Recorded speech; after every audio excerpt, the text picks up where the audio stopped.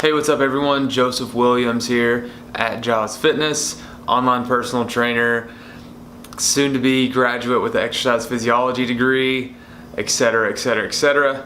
Today I'm here to talk a little bit about how you can improve your fitness knowledge for yourself and for any potential client or friend that's wanting to know information about exercise.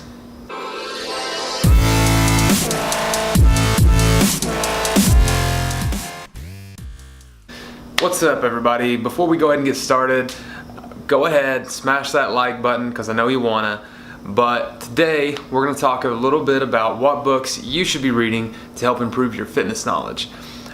By no means am I bashing on YouTube. I think YouTube is a phenomenal source of information. I've gained tons of information from YouTube. I'm sure you have too, if you've really been searching for a long time.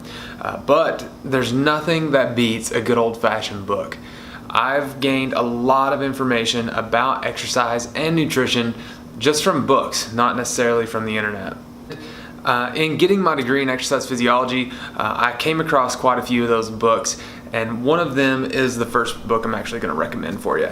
It's called The Essentials of Strength Training and Conditioning by the NSCA, the National Strength and Conditioning Association. I got this book a few semesters ago while taking a class called Strength Training Theory and Application. In this class we had to train an individual for like a 8-week period based upon sports performance and improving their different factors like the 40-yard dash, the vertical jump, the 1 rep max bench press, the 1 rep max squat, or depending on your athlete, it might be an athlete that needs more endurance, so you don't have to worry about the 40-yard dash. Regardless, we were given a handful of athletes, we had to train them, we used all of the information from this book, and the class, it was phenomenal. The book has a lot of different information on how exercise affects the cellular level, but it also has a lot of exercise demos, a lot of detailed pictures, talks a lot about plyometrics. Pretty much anything to do with strength and conditioning, you're going to want to look at this book. And obviously not everyone is into strength and conditioning, but everyone wants to be stronger, am I right?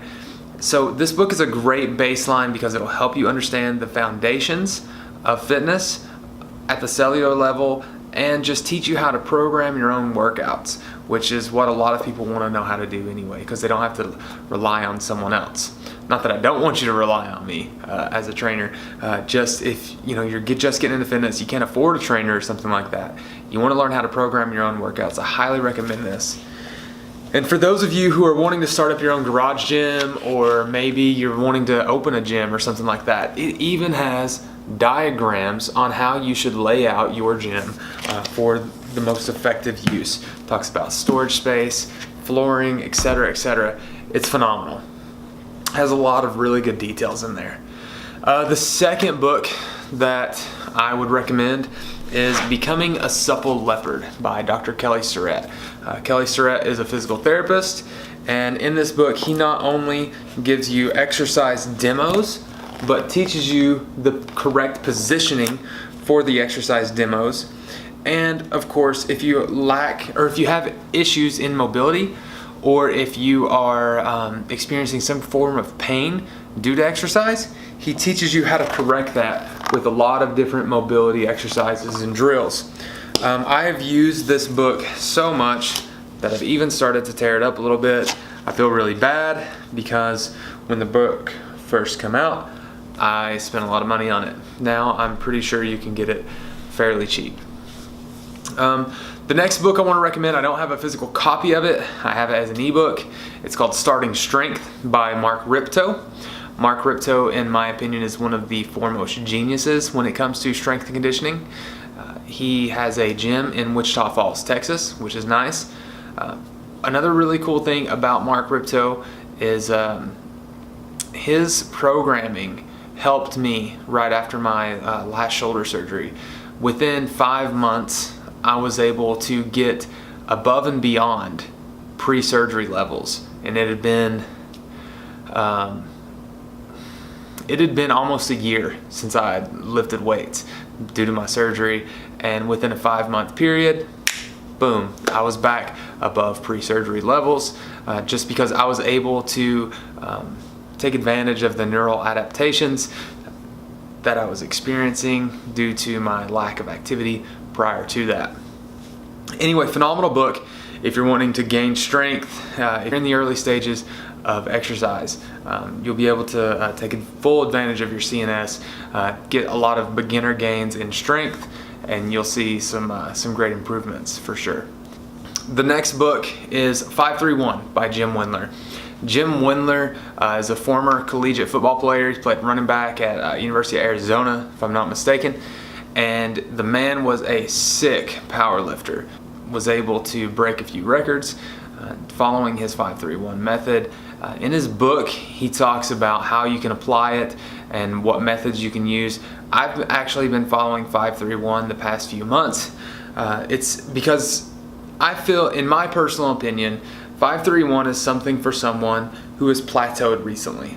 If you've recently plateaued in your current strength training program or whatever, jump on something like 531. You'll be able to overcome those plateaus to a new level, and you'll be able to hit numbers that you've never hit before.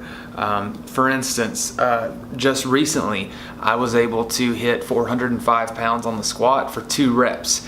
I've never squatted over 400 pounds for multiple reps before, ever. So that was really nice. It was a super fantastic thing. I just recently hit 225 on bench press for 2 reps. And honestly, I've had 3 shoulder surgeries, 53 dislocations in my right shoulder alone. It's hard to bench for me. Benching is one of those things that, due to previous injuries and due to previous limitations, doctors don't recommend that I even bench. But because of 531, I was able to overcome some plateaus with my shoulder, with strength, with a strength barrier that I was experiencing, and I hit 225 for 2 reps. So obviously, that's not anything fantastic by any means, but for me, it's huge because I was told that I would never bench again. So take it for what it is.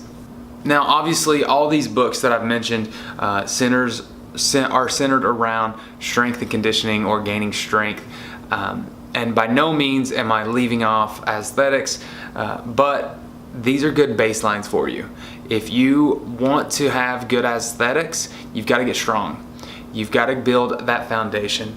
So in the hierarchy of fitness, they talk about aerobic fitness being the base, because if you have no aerobic fitness, you're not able to do anything else.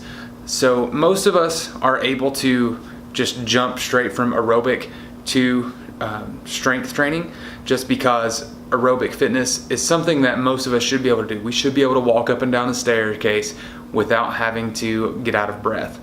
But if you're not, then definitely throw in some cardio in there. And then of course that next layer is strength training. Without strength training, you're not able to perform a lot of necessary things in advanced movements. So that being said, let's move on to a little more aesthetic-based training, which is obviously up the ladder from the hierarchy of fitness. And the book that I want to recommend for that, I don't have it with me. It's in storage because it's super thick and it's not something that I carry around a lot. It's called the Encyclopedia of Bodybuilding by Arnold Schwarzenegger. It's an older book, but the principles still apply today. It has a lot of information about nutrition and training when it comes to building an aesthetic body.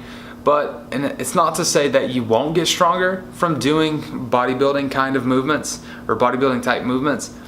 It's just one of those things, like, that's not its primary goal. The primary goal is to build shape and symmetry to your body for an aesthetic purpose, so that way you can look better on stage or on the beach or, in the bedroom, wherever your preference. Obviously, I've read probably not hundreds, but I've read dozens of other books. Those just seem to be my top 5 favorites when it comes to programming, designing programs, helping a lot of folks. And I've gained my own knowledge along the way because I've been embedded in this industry for quite a while. If you have any questions, please go ahead and comment down below. Please go ahead and smash that like button. Subscribe to my channel, and I'll see you guys next time. the pain.